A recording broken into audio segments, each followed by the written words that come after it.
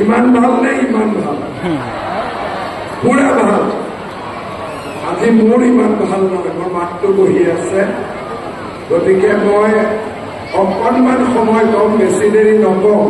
কিন্তু গোৰেশ্বৰ কলেজত পিছত মই আকৌ এবাৰ আহিম ঠিক আছে গোৰেশ্বৰ মহাবিদ্যালয়ে যেতিয়া মোক নিমন্ত্ৰণ কৰিব গৈছিল আৰু আজি ৰাতিপুৱাও বিটিআৰৰ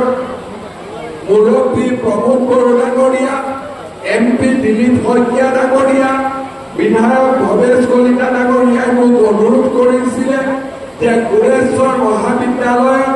বিজ্ঞান শাখা এটা অনুমোদন দিব লাগে মই আপোনালোকক গোৰেশ্বৰ মহাবিদ্যালয় সায়েন্স ষ্ট্ৰীম চৰকাৰীভাৱে মই দিয়াৰ প্ৰতিশ্ৰুতি আজি আপোনালোকৰ ওচৰত মই নিশ্চিতভাৱে দিছোঁ এই বছৰৰ শেষৰ ফালে আপোনালোকৰ মহাবিদ্যালয়ত বিজ্ঞান শাখাৰ বাবে পদৰ অনুমোদন আমি নিশ্চিতভাৱে দিম খালি এটাই কথা যে আজিকালি কাকো আমি ৰেগুলাৰাইজেশ্যন কৰিব নোৱাৰোঁ পৰীক্ষামূলক প্ৰতিযোগিতামূলকভাৱে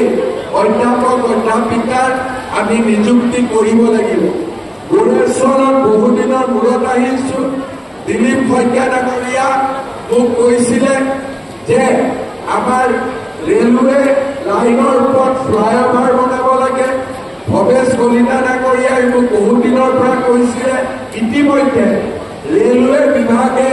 গোৰেশ্বৰৰ ৰেল গেটৰ ওপৰত উৰণীয়া সেতু নিৰ্মাণৰ বাবে NOC আমাক প্ৰদান কৰিছে সেয়েহে আমি খুব সোনকালে আপোনালোকৰ বাবে উৰণীয়া সেতু এখন নিৰ্মাণৰ ব্যৱস্থা হাতত ল'ম ইয়াৰ উপৰিও গোৰেশ্বৰৰ এটা খুব ইম্পৰ্টেণ্ট ৰাস্তা অহৰি চুকৰ পৰা বগামাটিলৈ সেই ৰাস্তাটো আমি অনুমোদন কৰিছোঁ বৰ্তমান টেণ্ডাৰৰ পৰ্যায়ত আছে অহা অক্টোবৰ নৱেম্বৰৰ পৰা এই ৰাস্তাটো নিৰ্মাণৰ কাম আমি হাতত ল'ম